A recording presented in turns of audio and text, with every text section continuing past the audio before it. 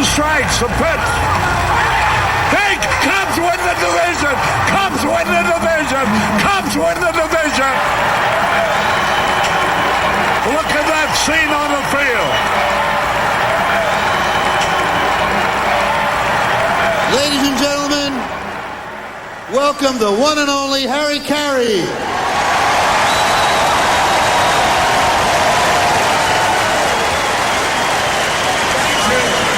Thank you, Gary. You all know, thank you. You all know what we're here for, the 7th inning stretch. I know you've been here, you're here from all over the country. There's a chance for them to hear you back home. We're going to sing it, and sing it good and loud, especially loud. A 1, a 2, a 3. Take me out to the ball game.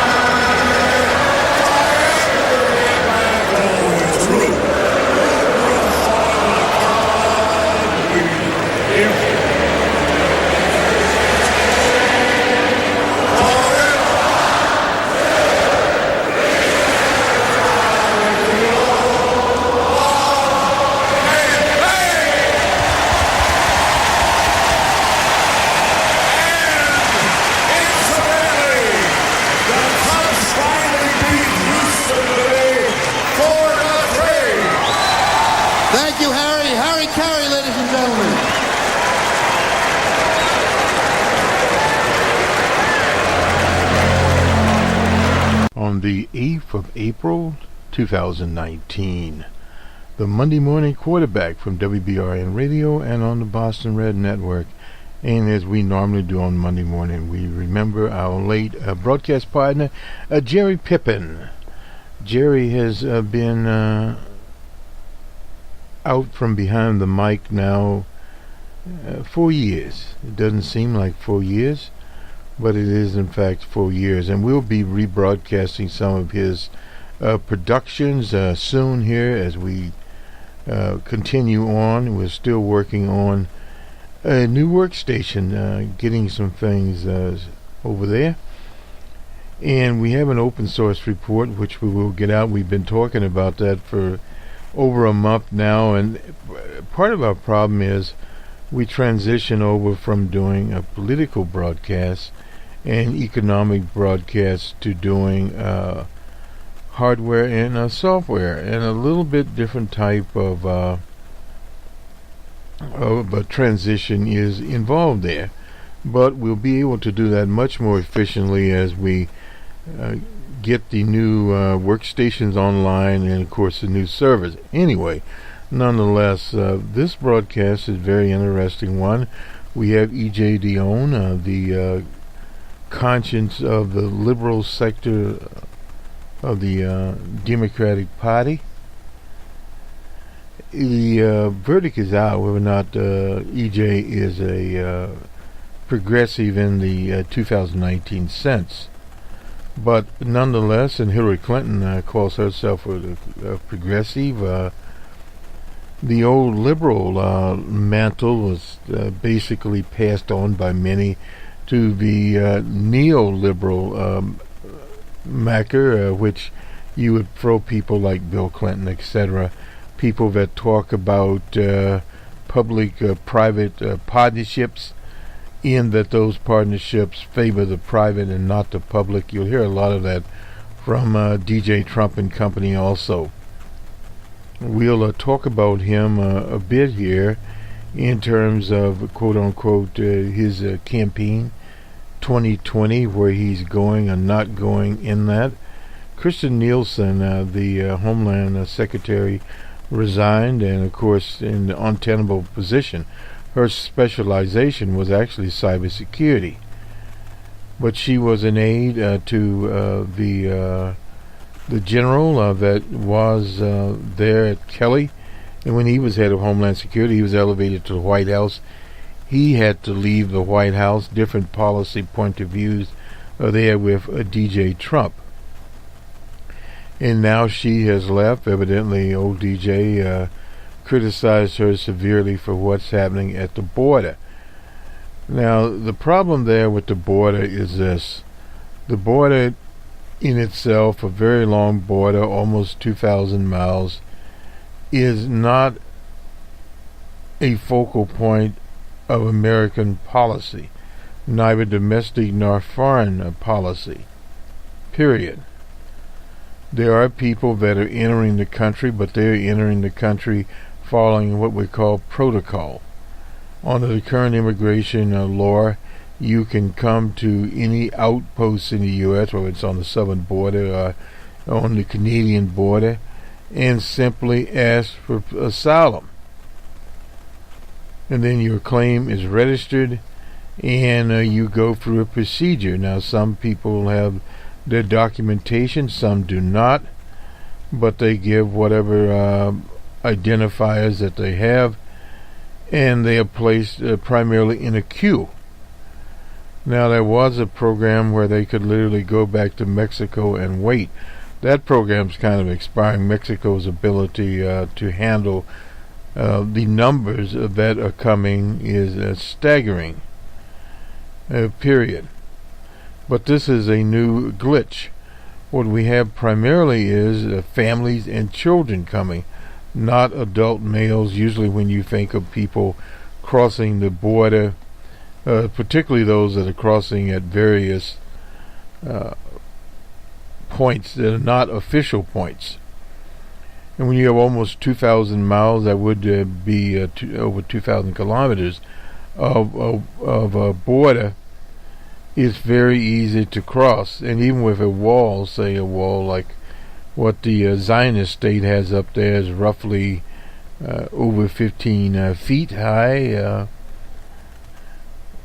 has been penetrated. Either people figure out mechanisms to climb over the wall, or they bore a tunnel beneath the wall. And once that is established, and then you're dealing with the Zionist state, a fairly small border, not a large border.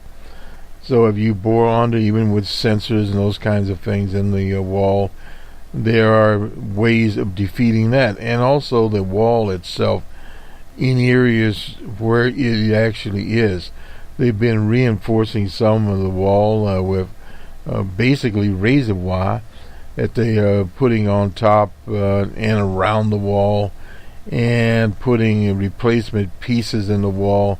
They had grunts out there doing that. But that's only in one particular, I think it's like roughly 20 or so kilometers piece, 22 kilometers piece. A small portion is where Trump was. But for many of his supporters, and for many reasons, it's a very emotional situation for them. You have supporters that actually fear for their jobs, not very many of those. And you have others that have been persuaded by very dubious political advertisements that for their safety. But the statistics do not bear that out. First of all, primarily you'd have to be in a location where there is a large pool. But by and large, people in the country without documentation commit very few crimes. And why? Because they don't want to bring attention to themselves. They only want parking tickets. Because then they have to encounter the powers of law enforcement. They're profiled enough. Some of the profiling has quit, but you have to understand this is also a cottage business. Most of the undocumented workers, children, are held in these private centers. So there's a profit motivation there until you actually fill up. And others are dropped off on charitable, primarily churches, synagogues, mosques, etc. And within the communities, in San Antonio, Texas, example, El Paso, Texas, but they're full. So this is a kind of situation that you have, But it's easy to ramp that up as a very emotional situation to some followers that are non-questioning. And that does have some spillage. At first, this thing started out as a ban on Muslims from a few countries, and then it went to the border because, first of all, there weren't that many Muslims showing up, and they were showing up via airplanes, which is a little bit different, no pun there, but that is a little bit different from looking at several hundred people lining up at the border or caravans coming. Some of the caravans have literally not materialized. They never got to start. Just a rumor of, say, 1,500 people or maybe 2,000 people. But you're days away from the U.S. border, and many people drop off for various reasons on the way. And then there is some actually stress on the part of the villages in Mexico that it welcomed people, etc., but the resources are not finite. So that is one of the problems there. So that situation is DJ Trump, one of his key points that he wants to ramp up. So he's got the military building the wall and taking funds at the same time from the military budget that would be used to either patch up or modernize various military reservations, forts, etc., that have been damaged by disasters and from neglect. So those are some of the things. That's one pillar. And the other pillar is this health care. Now, the problem that you have with health care is it's a complex issue, but as the late, great Jerry Pippin used to say, as people got familiar with the Affordable Care Act, Obamacare, they would like it. The polling bears this out. So thus, Trump is stuck with any scheme that he and his henchmen and henchwomen would come up with has to take care of pre-existing conditions. But as Harry Reid would say, the devil is in the details. They have to deal with so-called costs. So they come in with these skinny or slimmed down plans that do not offer the types of coverage. And the whole idea is to go beyond the Affordable Care Act and offer more affordable coverage, fix Medicare in that it will allow Medicare to buy medications like the VA in bulk, quite literally. Can't do that now at this point in time. And also to expand Medicare to the citizens of the United States. Now, this is more of a gradual thing, but it's being talked about in the campaign called Medicare for All, called single payer, various different kinds, I should say, of methods that are there. But the pre-existing conditions is very important. And what Trump would do would be decentralize things, in other words, push it back to the states. You'd have states that are like Mississippi that are still in the 40s. Doesn't help because health care is now a national issue. It's nationalized, in other words. Trump has had to nationalize his campaign. So thus he has had to rely on supporters. He's now targeting in the Midwest older supporters that would be more amenable to his arguments, because many younger supporters have deserted him a long time ago. So then this gets some spoilage into the campaigns. How do they present themselves? E.J. Dionne will talk about Joe Lunchbox Biden, so we won't go to that one, but what we will talk about is the age of Biden, about the same as Bernie Sanders. Bernie is 76 or 77, somewhere along that line. Does age matter that much anymore? No. Statistics for someone like Bernie, he has an older brother who is in his 80s. So when you're talking about, say, living to your early or mid-80s, he would be out of his first term. DJ Trump is in his early 70s now. I believe he's 72. He'd be 70? He'll be, I think, 73 this year. and in 2021, he would be between 74 and 75. So you're talking about he would be basically in that range. So that takes care of the age factor, and many people are talking about that, and they then reference Beto O'Rourke out of El Paso. He's 46, which is about where President Obama was when he was running. I think President Obama was 1 or 2 years, a year or so younger than him. But again, that's younger, energetic. Well, you can be energetic. And then it moves to the campaigning styles. Well, they all have stump speeches. Bernie has his, Beto O'Rourke has his. But in Iowa, they're moving more to questions.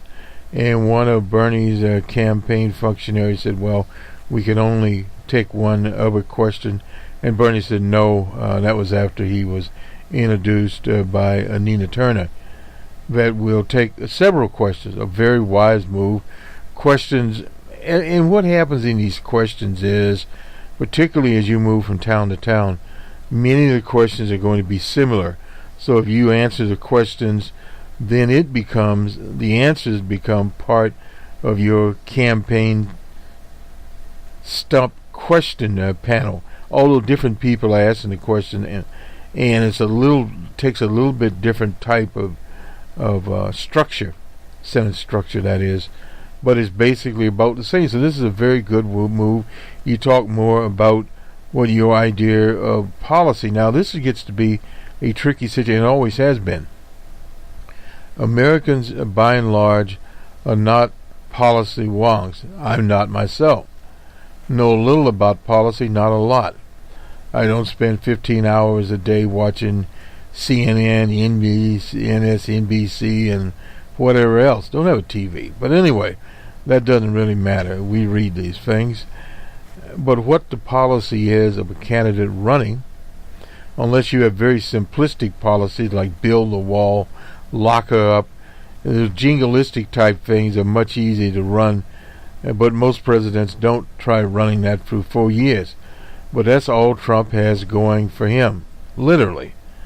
He's a 2 or 3 issue person, plus various libertarian aspects. But his principal point is the economy. It's down simple. Can he provide more bacon or not? Or where's the beef in the burger, maybe the soybean pattern? Everything that's going to be a little different too. You won't be able to call things a hamburger if it doesn't have beef in it. Anyway, those are some of the things that come out there, and what progressives have to figure out is how to deal with DJ Trump on those issues. Very, very emotional issues there. It's sort of like he had at one time the kneeling of football players that went out last season. So, but he has to stick to some emotional issues to keep, I would say, at least 5% of his people occupied. Now, the Republican part of his base, the ordinary Republicans, have nowhere to go. Quite literally, nowhere to go.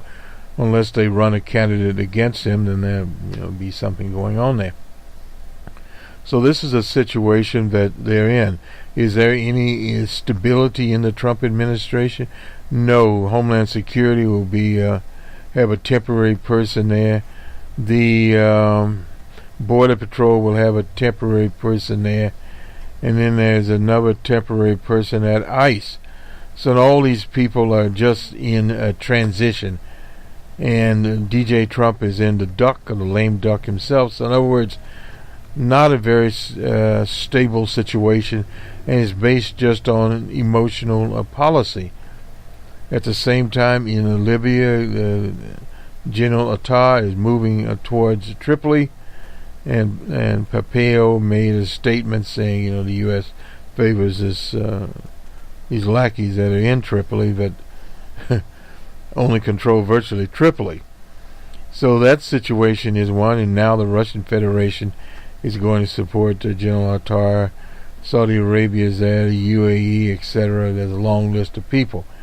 And on top of all of this, they have the Israeli election coming up. But tomorrow, a bunch of right-wing parties running, and Netanyahu is going to have to forge a government using all of these right-wing parties. One thing is apparent here, and Omar hit the as LBJ would say, the nail on the head, that the government in the Zionist state is a right-wing government. They are aligned with Becerra in Brazil, a known fascist.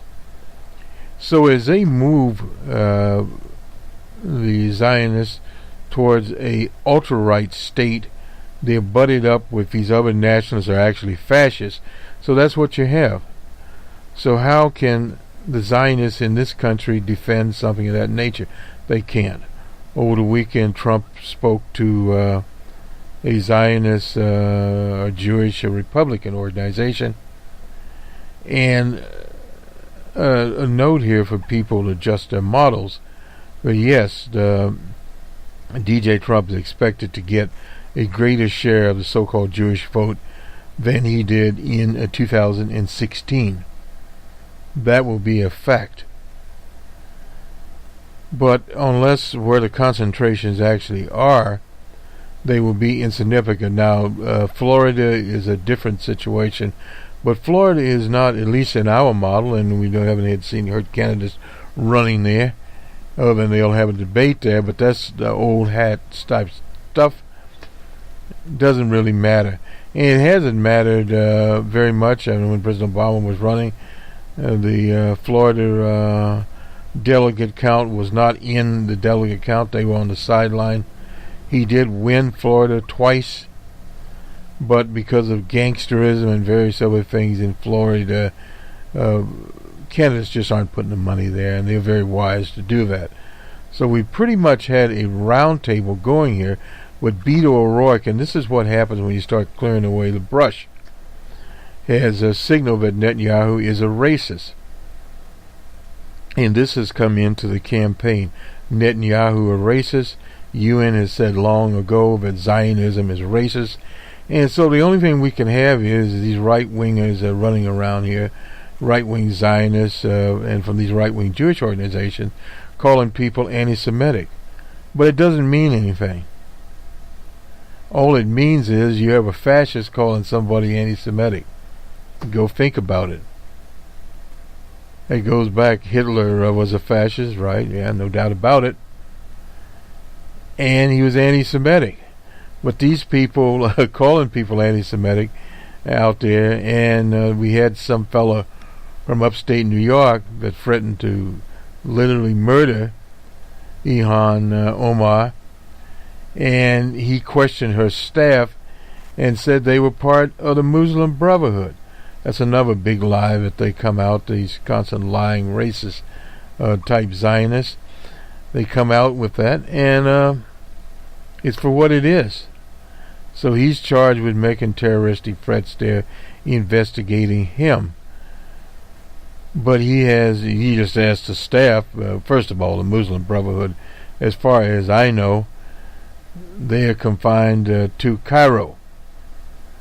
They're pretty much are in Egypt, and they stay in Egypt. That doesn't mean some could cross the border in other places, and it's an old organization that most of them are out of business, on the sideline, dead, or in jail, like Mohammed Morsi. So this is the reality of it, and the only one that's going to usually is going to label somebody a member of the Muslim Brotherhood is somebody that is in the age group of Joe Biden. That age group of people, because the other people really aren't even there. But this just shows how the right-wing propaganda is coming out of Fox and those places are talking about this, the Lou Dobbs factor and some more of these henchmen here. But it doesn't do that much good. Now, interjected in by Beto O'Rourke. It made the headline of the Washington Post. Let me just move on here. Now we've covered most of these. We'll get Elizabeth Warren here on the rebound. This is also, I'll just get the headline here. Elizabeth Warren bets that slew of policy ideas will win over Trump-weary voters.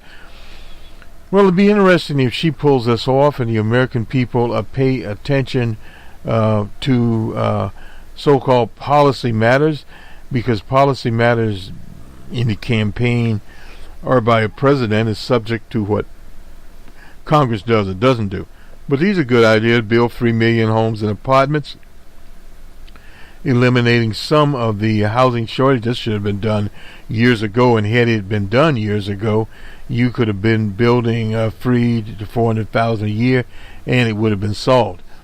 The government would manufacture insulin. Now, this is a very good idea that Elizabeth has here. That would take care of the problem with insulin, because it's a life-threatening situation. So these are some very popular ideas she can get out to people. And here they say the approach plays to Warren's strength as a wonky former Harvard law professor. Well, law professor, a little bit different situation. It's not considered to be one of the quote-unquote academic, core academic type of situations, being a law professor. There are a lot of people around here used to teach law courses, including myself. Anyway, her finding that corporations skew rules to their benefit, no doubt about that. Fit for a woman who once considered launching what she called the Center for Mideast Policy at the Roosevelt Institute. I didn't know that, a liberal think tank, when she decided to run for the Senate. Now, that would have been for middle-class policy. I'm sorry, not Mideast policy. That would have been a very good idea. She ran for the Senate and won. So I wouldn't count her out.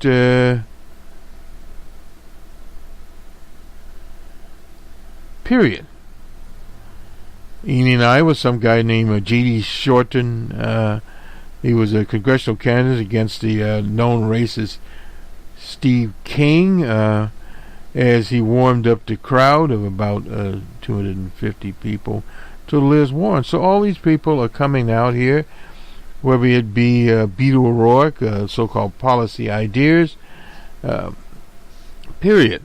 Now, this is from Mark Zanni. He's an independent analyst. He was also the economic advisor to the late John McCain. Reviews the candidate's proposals as chief economist for Moody's Analytics. Warren's policies tend to be bigger, and they are game-changing proposals. And a lot of the policies by Hillary Monster Clinton were more on the margins. It's sort of like this scheme by Kamala Harris to raise teachers' pay by $13,500. That's, well, buying the state tax there. And then the Senator Amy Klobuchar offers $1 trillion infrastructure program. DJ Trump's they've been talking about infrastructure for a very, very long time. As to how much they will spend, if ever, who knows. Pillar of Warren's agenda is a plan to infuse $500 billion into building low-income housing. Proposal that she took through the Deep South. She's been going through the South. She's been at various places. It begs the question whether the markets are not working because there's too much government, too little government regulation. This is just silly, but this is what comes out of a lecture at Jeffrey Mayon. He's a economics lecturer at Harvard. The libertarian view is mainly markets are not working as well as they might because there's too much government. Well, that's been a scam. I mean, the people at the Club for Growth has been bringing that on. Let me just list another organization here, and we'll put it in. Newsbank. In March, Warren was the second most mentioned presidential candidate amongst outlets after Bernie Sanders, according to an analysis by the Washington Post of data from Newsbank Inc., which tracks coverage for more than 7,000 newspaper online sites and television transcripts. Other candidates are forced to talk about their ideas too. Very good idea there. So you have other candidates out there. Hickenlooper there, Pencil Neck from South Bend was asked his views on any of the electoral college. That is one of those situations out there. It's just out there, sort of like the Russian campaign and the Mueller. We haven't even mentioned that yet. Now this is what DJ Trump seeks to fix problems that were in his campaign that he didn't fix. This is from the Washington Post. And this is just an emotional attack. How long can he do it? Who knows? In Ohio, he was forced to go to a tank plant in Lima, Ohio, General Dynamics tank plant, recently talking about job growth, but aides and outside advisors were frustrated when he spent portions of his speech attacking John McCain. Well, this is what happens when you run an emotional campaign out there. It happens to you all the time. Let me go now to E.J. Dion. Then we got Charlie Cook. Would be a Biden run be good for the country? It could be hell for Biden, no doubt about it, by E.J. Dion Jr. writing on the 7th of April. It'd be good for the country, the Democratic Party, for Joe Lunchbox Biden to run for president, but it would be hell on him. If Biden backs off from running, he would be cast as a martyr to political correctness and the new multiculturalism by many of the same conservatives who would do anything they could to defeat him if he won the nomination. Okay. It is designed precisely to undercut further advancements towards gender and racial equality. Moreover, as a non-candidate, Biden would hang over the rest of the field like an absent giant who makes everyone else look small. The heart often longs for what it can have. Instead of being too old to run, Biden would become the missing longed for elder statesman. Cries of "Where is Biden?" would rise up whenever a major candidate stumble, or God forbid, if this is EJ talking here, if Trump were reelected, we would again live through it. If only Joe had ran nations. Well, he should have ran last time. This would be disastrous for Democrats and for progressives. The only way to know for certain if Biden is, in fact, the best candidate to beat Trump is for him to get into the race, to prove he can appeal to younger voters despite his age, and demonstrate that he can navigate a party that has changed dramatically since he entered the Senate in 1973, and to show that he can absorb all the blows that will be coming his way. Biden under Barack Obama was the attack dog, so that would not be a problem for him. If he could pass these tests, he would be formidable for it, but put generally, the experience would not be a pleasure. And yes, it's entirely fair to ask whether a 76-year-old can successfully navigate our changing mores and win over the younger Democratic voters. Paul Starr, he's a professor at Princeton University, argued shrewdly last week in The American Perspective, norms and beliefs about race, gender, and related issues have shifted dramatically amongst Democrats in recent decades. As a result, the very means by which the Democrats won election to pass are now seen as disqualifying by many in the party, though not necessarily by the public as large. Well, it is a little different there. For example, Biden's support for the 1994 crime bill, which could waved proudly as a banner of toughness, is now a liability. Most on the left and many on the right see the over-incarceration, the Koch brothers in that struggle, especially African Americans, as both a problem and injustice. The Koch brothers, in other words, have been sponsoring efforts and put a lot of money into it of prison reform, and behavior patterns once seen by many as signs of Biden's warm humanity, and now, and this is the hugging of people, condemned as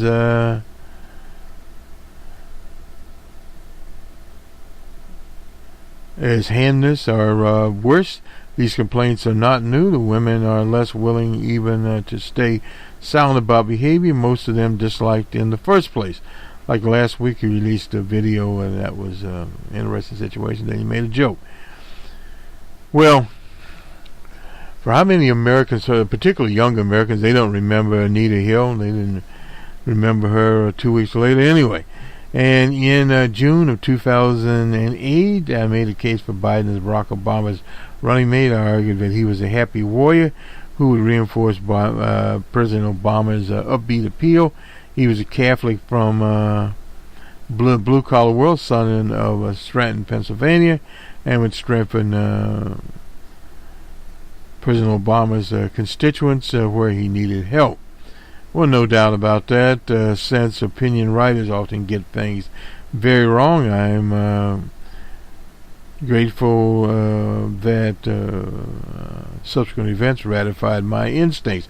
Biden was an asset throughout the time he was in office. He was the attack dog, no doubt about that, in the campaign. The bottom line has been that Biden belongs in this fight. He represents an important component of the coalition that has come together to defeat the president. He could help Democrats, no doubt about that, solve a strategic dilemma, how to be tough as nails on Trump while promising the most harmonious political future that the middle of the road a voter along for. But if he fails, the ultimate nominee would be far better off for having faced down Biden, but not be haunted by the ghost of a candidate that never was. Well, very interesting kind of situation here. Just throw something out quickly. What if, say, a younger candidate, Beto O'Rourke, took on Bernie Sanders or Joe Biden for the vice presidential type? Granted, they would be older types, but that in itself would be a very interesting proposition there, having your senior VP. But VPs usually don't matter. Just as Pinch, he's trotted out. He's a Pinch. It should be Pinch. He's trotted out occasionally to be part of nothing. Anyway, let me just move right on here. Okay, we're pretty much on the time. Where do we go from here? Let's see.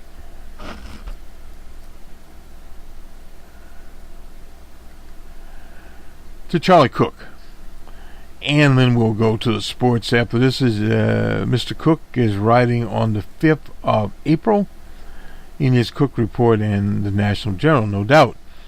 And it appears that if President Trump got any boost from release of the Attorney General Barr's 4-page summary, we call it a 3-page summary because basically the first page was just out there. Report to Justice Department, it was small and fleeting. The first two top quality polls not online or using robotic calls are now out and don't show huge movement in either direction. The NBC Wall Street Journal, I'm not sure if Marxist did this or not, was conducted a standard, this would be the 23rd, 27,000 people there, showed his ratings dropping from 46 to 43 since the late February survey, with his disapproval ticking up to 53 from 52. In a new survey, it shows 30% strongly approve of Trump, 43% strongly disapprove. The Wall Street Journal taken jointly, Fred Yang and Peter Hart of Hart Research and Bill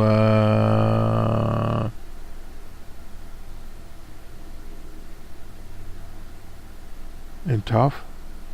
Anyway, other Republican firm Public Opinion Strategies found that 85% of Republicans, 36% of Independents, 9% of the Democrats disapprove of Trump was doing. His approval rating was at 39% among suburban women, 37% among moderates. That's pretty much where it's been. The NPR, now this is a little switchy. I guess Marxists is doing it. The NPR, PBS, NewsHour, Marxist poll, and this is a little less, but standard. 938, taken about the same time, show Trump's approval rating up from 39 to 42 since February 18th poll, with disapproval down from 55 to 51. A new poll shows 26% of adults strongly approve of DJ Trump's performance, 40% strongly disapprove. While Trump may have hoped for a gain immediately after the Barr summary was released, and brief caption, "No collusion," subsequently the focus shifted to the findings, evidence on both sides of obstruction of justice accusation, and Trump shifted to health care and possibly cutting federal funds for the Special Olympics. Well, anyway, the strong takeaway from available data is, as a whole, is that the American people are not necessarily as obsessed with the investigation of Trump as those in Washington. We agree there. Democratic base and cable news aficionados, these allegations seem to have had little effect on him.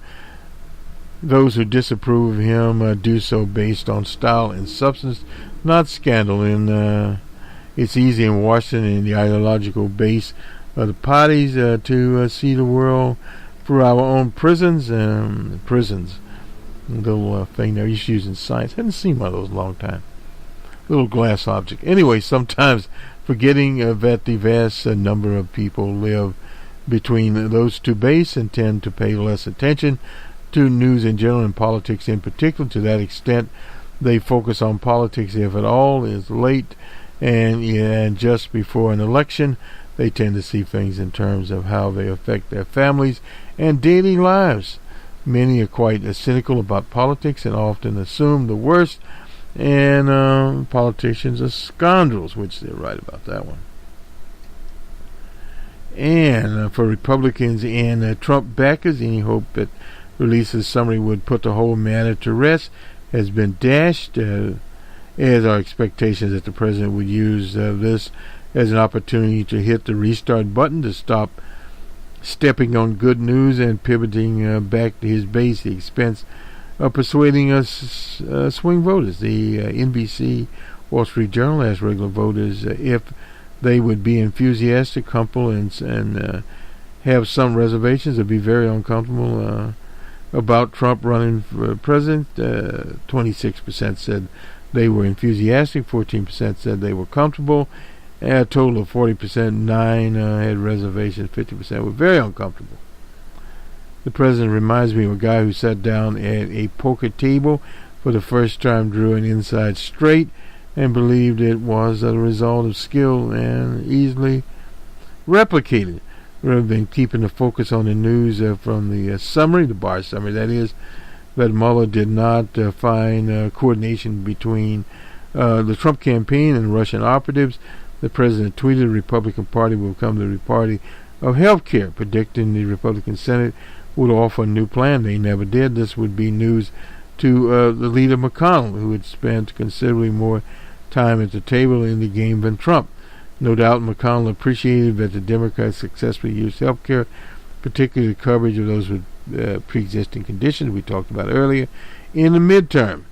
This may well be several paths towards re-election for Trump, but he seems determined to head in the wrong direction. That was published on the 2nd of April in the National Journal. So there we are. Nothing new there. A little comment as we go to do our sports here. This is on Virginia and the Red Raiders from Texas Tech. Virginia is, of course, favored in there, and we'll get to the awards in a minute here. Now, that controversial play, it was a 1-point game. We had predicted that Auburn would win. We didn't predict, we just guessed that Auburn would win. There was a 3-point situation there, and the guard Doherty, they had presses many times. He made all 3 of his free throws in .6 seconds. And they were trailing at the time 60 to 62. So he put down the free throws, and that was the end of the game there. Virginia marched on, but a luck of the draw. And that was the end of that one, and what can you say? Now, we also had something in, I think it was New York Post, said it was an illegal situation. The whistle had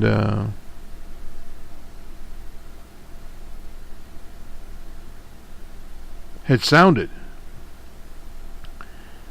But nothing we can do about that now. I was always confident in myself. As the guy made the free throw. I feel that we were in this situation in the second round where I was 0 for 10 from 3. It would be my confidence. Well, he had the confidence, and that was it, being 5 feet elevated from the ground and then being in a football state. Now, this is kind of interesting here. The entire beginning of the warm-up and looking around, being 5 foot elevated from the ground and being in a football stage. This is the stuff that kids dream of, and I was just very thankful to be there. So that was that story right there, and we'll go to the National Basketball League now and get some scores from last night. 117 to 109 Raptors over the Heat in an overtime. Spurs 112 to 90 over the Cavaliers in Cleveland. The Thunder 132 to 126 over the T-Wolves in Minnesota. The Hornets 104 to 91 over the Pistons in the Motor City. The Nets 108 to 96 over the Pacers. And in overtime, the Mavericks 129 to 127 over the Grizzlies. The Rockets 149 to 113 over the Suns in Houston. The Bucks 115 to 107 over the Hawks. The Magic 116 to 108 over the Celtics in the Garden. The Knicks 113 to 110 over the Wizards. The Warriors 131 to 104 over the Clippers. The Trailblazers 115 to 108 over the Nuggets. And the Pelicans 133 to 129 over the Kings in Sacramento. And the Lakers finally 113 to 109 over the Jazz in Los Angeles. On to the baseball scores. The Phillies in a league play beat the Twins 2-1. The Yankees 15 to 3 over the Orioles in Baltimore. The Tigers 3-1 over Kansas City. Cleveland 3-1 over Toronto. The Nationals 12 to 9. I guess they made a statement over the Mets. Atlanta 4 to 3 over the Marlins. The Pirates 7 to 5 over the Reds, and the poor Cubbies were defeated 4 to 2 by the Brewers in Milwaukee. I think they lost 7 games, something like that. The Astros 9 to 8 over the Athletics. They were played in Houston. The Mariners 12 to 5 over the White Sox on the south side of Chicago. The Cardinals beat the Padres 4 to 1. The Rays shut out the poor Giants 3-0. And the Angels 7 to 2 over the Rangers in California. The the Red Sox shut out the D-backs in Arizona 1-0. And a game that I tuned into, the Dodgers 12 to 6 over the Rockies in Denver. And let me look at these averages here. University of Virginia is favored on the line, and the over-under is 118. So, roughly speaking, about 59 points each, something like that. It's slated to be a defensive game. You can either go under or over. And, I'll stick with the Red Raiders. I ain't got nothing else to do anyway. And finally, the National Hockey League. Let's see here. Whoops.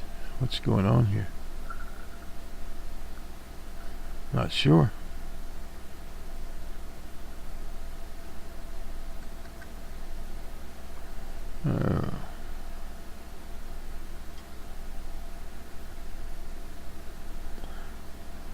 Okay, they're on break. They'll be on break Monday, Tuesday, and Monday and Tuesday. All right, that is the National Hockey League. That will do it for us on the 8th of April 2019. Boston Red from the Jerry Pippin broadcast booth. Have a good week. We'll, incidentally, some things we'll be working on this side. We'll have a summary of the first week in the Justine Ruchek trial, Damon Ruchek trial there, the Muhammad Noor out in Minnesota. Jury selection was all of last week. They have not selected a jury, but they will get that done in a short order.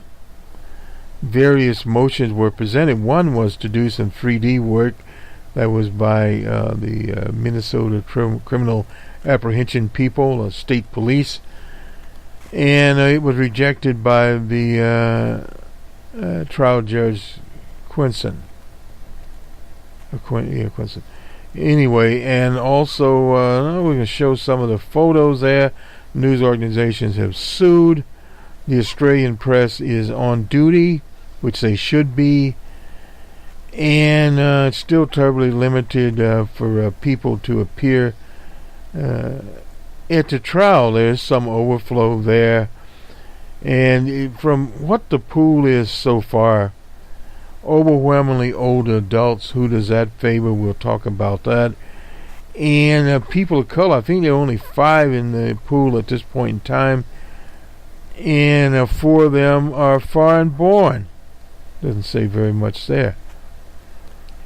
The general exclusion of African Americans, you can see that from the prosecution standpoint, because of the open season on African American males across the U.S. by police departments, and they would be more favorable to the cause of Ms. Damon. I think it's a French pronunciation there. Anyway, so that trial goes on. We'll see how that shapes up now. Special report. We'll have more of that because Monday, the conclusion will go on there. And also in the same city, the college men's championship, the women's championship was decided. Baylor is now reigning the title there. And our poor Oregon Ducks had long since departed. Well, not long since, they departed. And we'll still have on All About Sports, we'll talk about the economics of the Final Four. Good day. Incidentally, after this, we have Bernie Sanders. He'll be from, Morton, Iowa. And this is an issue that we have got to work hard on, because I believe from the bottom of my heart that a small town is a great place to live in, and we should not be embarrassed about that. You know, it is something. You know, I'll tell you, I was some years ago. I went to New York City, left Vermont, went to New York City just for a visit, and I'm walking down the street, and I would say hello to people, and they would look at me shocked, like I was assaulting them. You know. No, it's true. You know, in Vermont, people are I don't know if it's true in Iowa. You got one car going this way, one car going that. People stop and they chat for a few minutes. Do you do that here as well? Yeah, you know. And you know, it means something to live in a town where everybody knows everybody else. But we're not going to succeed in protecting rural America unless we have decent jobs, unless we protect our family farmers, unless we have good education for our kids, unless we have good health care, unless we have good internet services and cell phone services. And that's an issue we're going to be talking about a whole lot in this campaign. It is not good that 60% of rural counties in this country are depopulating, getting smaller. So we're going to do everything we can, and we look forward to your ideas about how we rebuild rural America and once again make it a prosperous part of the country where people are so proud to live in. Let me just talk a little bit about the campaign that we are waging. My vision for America is very, very different than Donald Trump's. And I want to say, I don't know the politics of this particular area of Iowa, but I do know that Trump won Iowa by a pretty good vote. And what I want to say to the people of Iowa and the people of Malcolm is I can understand, truly, why people did vote for Donald Trump. He talked about creating jobs for everybody. Remember that?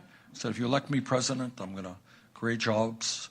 I'm going to create health care for everybody. That's what he said.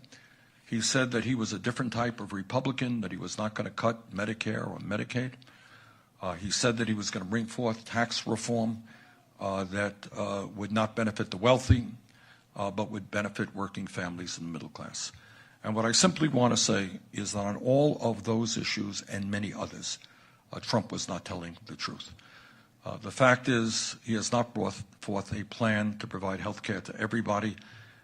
Quite the contrary. The plan that he supported would have thrown 32 million people off of the health insurance they have.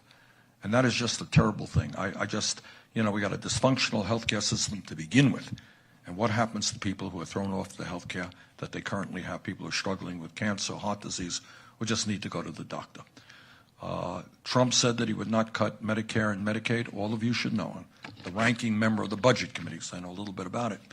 Trump's budget brought forth $1.5 trillion cut to Medicaid over a 10-year period. You know what that means? That means not only taking away health care coverage for kids and for lower-income people, it means devastating nursing homes in America. Because if you have a mom or a dad who's dealing with Alzheimer's or is very sick and is in a nursing home, who do you think is paying that bill now? By and large, it is Medicaid. You make $1.5 trillion cut to that program, it will decimate people's ability to have nursing home care for their loved ones. Trump said he would not cut Medicare. Well, his budget calls for an $850 billion cut to Medicare. Trump said his tax proposals would not be benefiting the wealthy.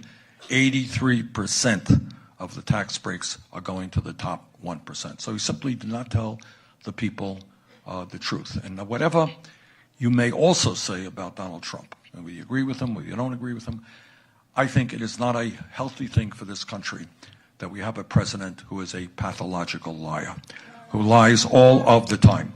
Now, I have friends who are conservatives. They are not liars. They believe what they believe, and that's called democracy.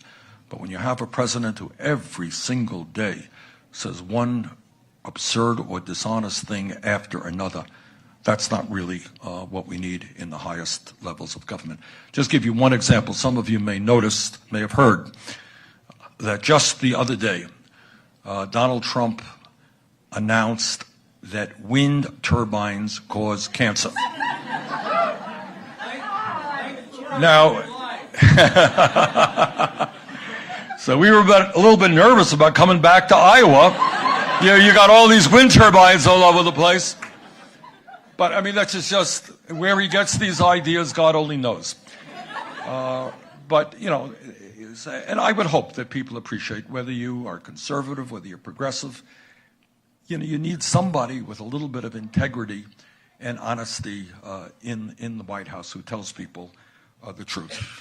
And the other thing that I feel very strongly about Donald Trump, it's not that I just disagree with him on virtually every issue.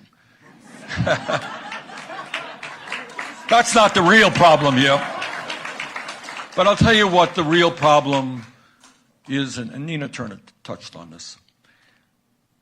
And that is, it is a very tragic day for us to have a president who is trying to win votes by dividing our people up.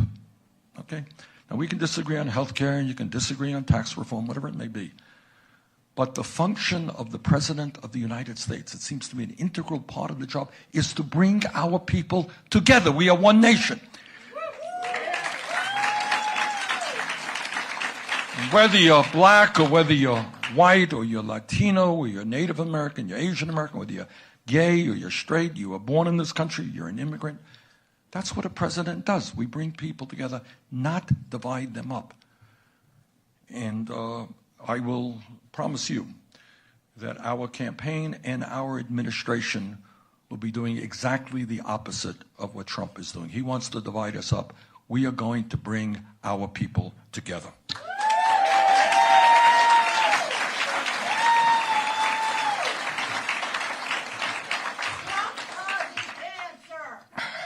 The principles of our government, and I use the word our advisedly, and I'll tell you why in a minute, but the principles of our government are going to be based around the time-honored belief in justice.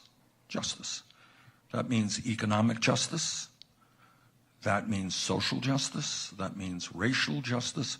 That means environmental justice. What do I mean? What do I mean by economic justice? And I'm going to tell you things that you don't see too often on television or read in the papers.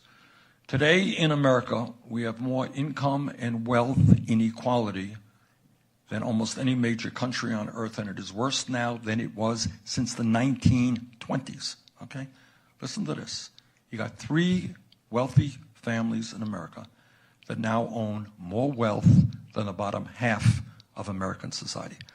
It's 160 million people here, 3 families over there. You have the top 1% now owning more wealth than the bottom 92%. At a time when many families in Iowa and Vermont are working 2 or 3 jobs to put food on the table, 49%, almost half of all new income, goes to the top 1%. So what our campaign is about and what our government will be about is creating a government and an economy that works for all of us, not just the 1%.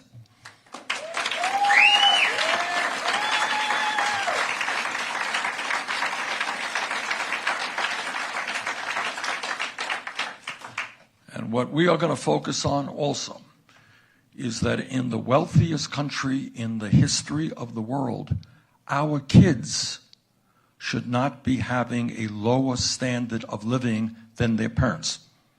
Now think about that. Huge increases in technology, huge increases in productivity, but unless we turn it around, your generation, young lady, will have a lower standard of living than your parents, and we must not allow that to happen. I've got 4 kids, 7 grandchildren. We do not believe in downward mobility. We believe that we're going to bring the people of this country up, not down.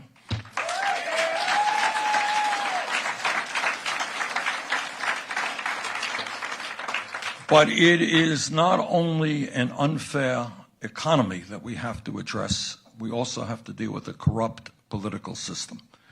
You know, in my state, we have town meetings just like this all over the state of Vermont. Once a year, people come together just exactly like this. People vote, they argue about how much they want to spend on the roads and education and so forth. And it's called one person, one vote democracy. You got to vote and you got to vote.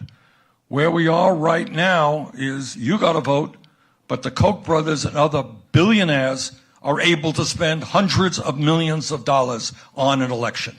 I do not believe that billionaires should be able to buy elections in the United States of America.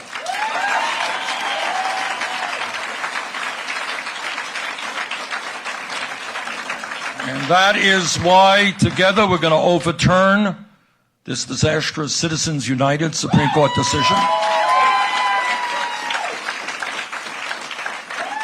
And it's why we're going to move to public funding of elections, because I want all Americans, you're conservative, you're moderate, you're progressive, whatever you may be, I want you to be able to run for office without begging wealthy people for campaign contributions.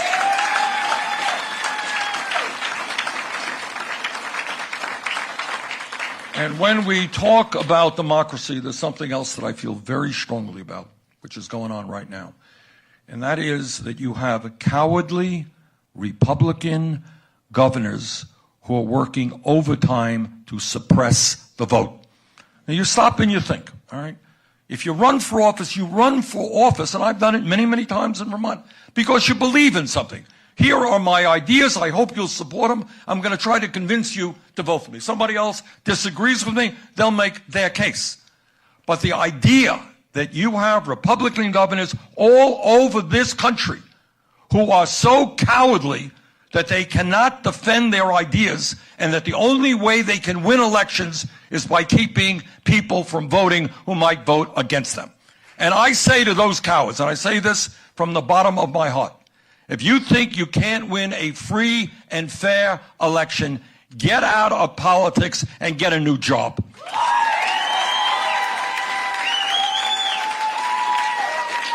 Okay. And we have got to restore that type of culture. We've got to restore that type of culture. Look, I've run in Vermont. I've lost elections. I've won elections. That's what politics is about. But you run based on your ideas, not gutting the Civil Rights Act or the Voting Rights Act and making it difficult for people of color, for poor people, for young people to participate. I want to take a moment to thank the people of Iowa. And I say that because this state is where the political revolution which is sweeping this country began. It began in Iowa in 2015, and I thank you very much. And I'll tell you what I mean by that. What I mean by that is that when we first came to Iowa in 2015, I dare say that the vast majority of the people had no idea who Bernie Sanders was. We were at 3% in the polls, and maybe most importantly, many of the ideas that we were talking about were labeled by the mainstream media and mainstream politicians as extreme and as radical ideas. You know, 4 years ago, when I was running through Iowa, we talked about raising the minimum wage to a living wage. Remember that? And people said, Bernie, yeah, you're a nice guy, but frankly, you're a little bit crazy. I mean, how can you dare, the minimum wage, what is it here, $8 an hour, something like that? $7.25? Wow. How can you talk about doubling what the minimum wage is in Iowa? That's crazy. Can't do it. Well, you know what's going on all over the country right now? 6 states have already passed legislation that will raise the minimum wage to $15 an hour.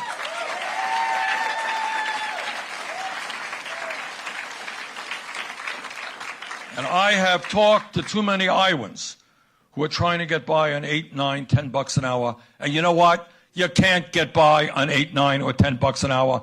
And that is why we are going to raise the federal minimum wage to $15 an hour.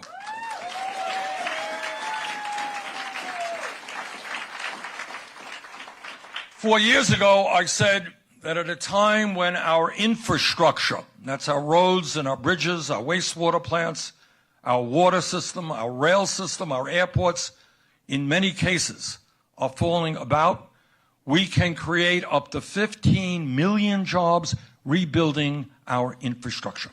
It is not a radical idea to say that in America, when you turn on the water faucet, you get clean drinking water. Not a radical idea. But people said $1 trillion, my goodness. Well, that is exactly what people today are talking about. 4 years ago, at a time when Republicans are trying to cut Social Security, I always do that. Talk about water, and water gets on my mind, and I knock these things over. When Republicans, I want you to think about this. In Iowa, in Vermont, and all over this country, you got a whole lot of senior citizens trying to make it on $12,000, $13,000 a year Social Security. You know that? How do you make it on $12,000, $13,000? How do you heat your home? How do you buy the food? How do you buy the medicine you need? And the answer is you can't do it. And yet, despite that, you got Republican leadership in the House and the Senate want to cut Social Security. So we came up with the idea. We said, no, we're not going to cut Social Security. We're not going to preserve Social Security as it is. We're going to expand Social Security benefits. You know, we don't talk about this very much, but there are a lot of seniors in this country who are hurting very badly. You got long waiting lists for Meals on Wheels. These are our parents. These are people who fought in our wars. We have a moral responsibility to make sure that folks who reach the end of their lives can live lives of dignity and security. So we're going to expand Social Security.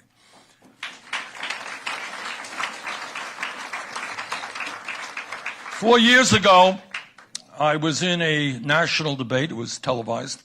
And somebody said, Senator, what do you think the most important national security issue facing our country? And we face many. And I think the questioner thought that I would respond, that's ISIS, it's Al-Qaeda, it's some terrorist group. And I said, no, the most significant and dangerous national security issue we face is climate change.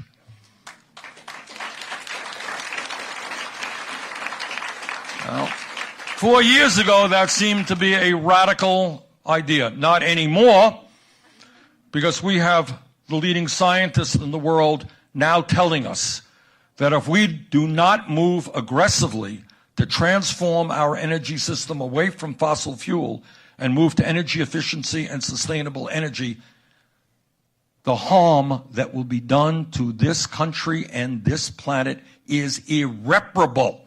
Irreparable. So we have a moral responsibility to make sure that the planet we leave our kids and grandchildren is a planet that is healthy and habitable. Now,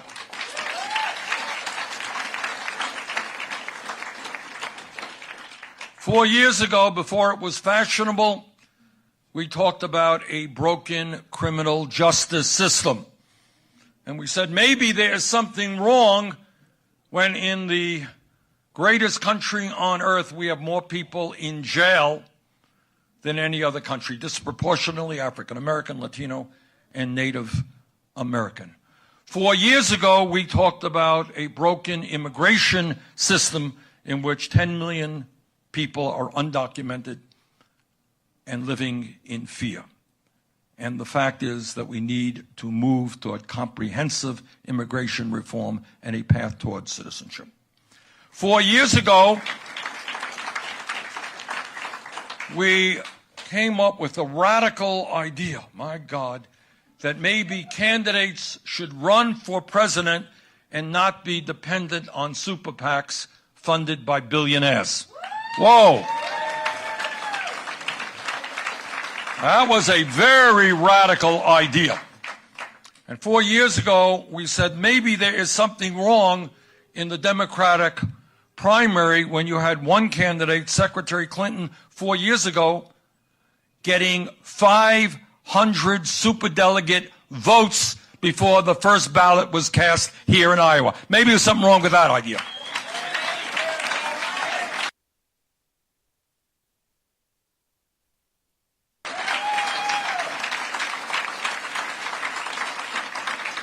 So we brought forth many ideas, a lot more than that. And people say, this is impossible. Nobody in America is going to believe that. Well, a funny thing happened in Iowa in 2015 as we went around the state. We started at 3% in the polls, but on caucus night, we ended up with 50% of the vote. And half of the delegates. And that victory in Iowa began the process by which we ended up winning 22 states, getting over 13 million votes, over 1,700 votes at the Democratic National Convention. And most importantly to me, we ended up winning more votes from young people than Clinton and Trump combined.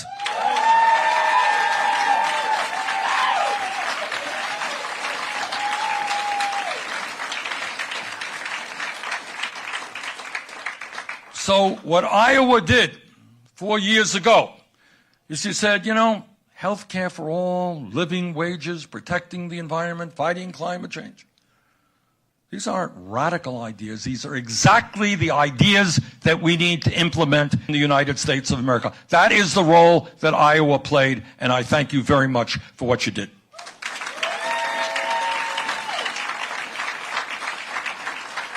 So in 2016, with your help, we began the political revolution, and now in 2019, we're going to complete what we began.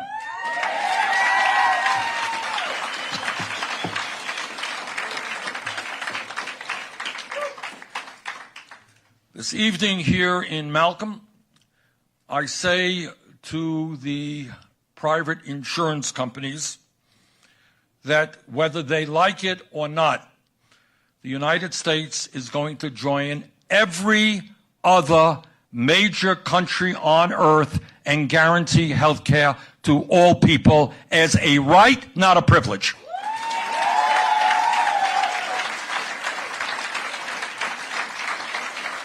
See, the American people are waking up, and they understand that there's something unjust and not acceptable that millions of our people have no health insurance, and even those who do have health insurance, in many cases, have such high deductibles and co-payments they can't afford to go to the doctor. How many of you have high deductibles and co-payments? All right. So it's not even a question of whether you have insurance or not. If you don't have any money and you have an insurance program with high deductibles, you do not go to the doctor when you should. And all over this country, people are scared to death that if they end up in the hospital or their kid ends up in the hospital, their family may go bankrupt from the outrageous bills they're going to receive. So the people of this country are catching on that health care is a human right. Whether you're rich, whether you're poor, you have the right to go to a doctor when you need to.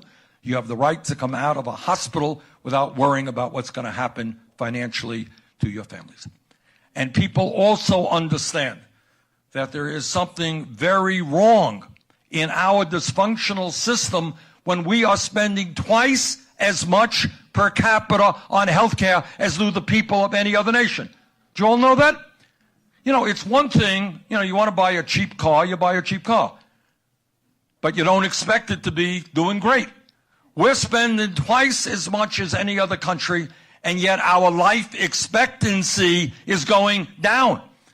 Our life expectancy is much lower than many other countries. Our healthcare outcomes in terms of infant mortality and many other social indices are worse than other countries. So let me make a very radical proposition to you right now, and that is that I believe the function of a rational healthcare system is to provide healthcare to all people in a cost-effective way, not to make the insurance companies and the drug companies rich.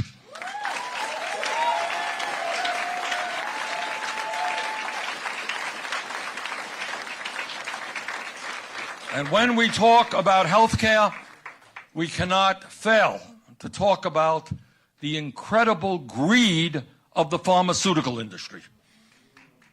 I want you all to know that the pharmaceutical industry charges us the highest prices in the world for the same exact prescription drugs that people are buying all across the planet.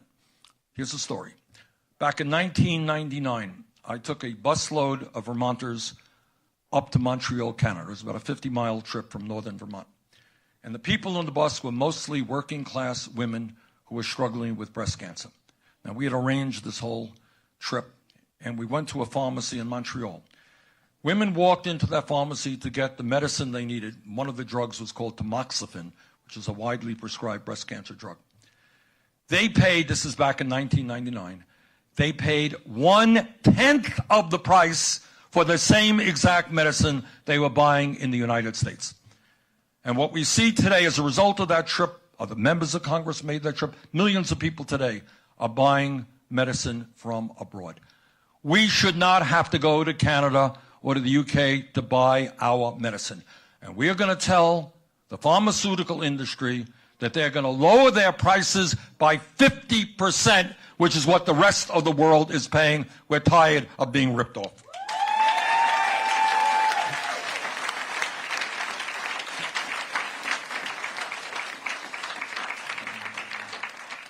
When we talk about the future of this country, we talk about education.